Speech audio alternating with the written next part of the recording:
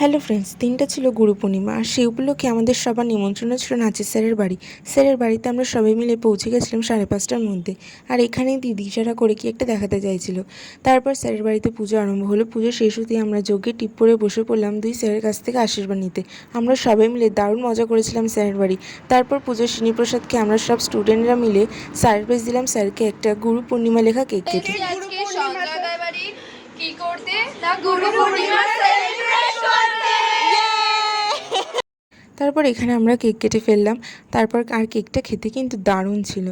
আর তারপর আমরা এখানে সবাই মিলে গল্প করছিলাম, কমেডি করছিলাম। আর এরা ক্যামেরা আসার জন্য এত ধাক্কাধাক্কি করছিল, আমি তো পড়েই যাচ্ছিলাম। আর আমার এই বান্ধবী ক্যামেরা আসার জন্য মন খারাপ করে বসেছিল। তারপর স্যাররা সবাইকে এখানে প্রসাদ দিয়ে দিয়েছিল, যেটা খেয়ে আজকে রাতে ডিনারটা কমপ্লিট করলাম। তো আজকে মিনি ভ্লগটা কেমন লাগলো অবশ্যই জানিও। আর ভালো লাগলে লাইক, কমেন্ট, শেয়ার করতে কিন্তু ভুলো না। আমার চ্যানেলে নতুন এসে থাকলে চ্যানেলটা সাবস্ক্রাইব করে দিও। টাটা।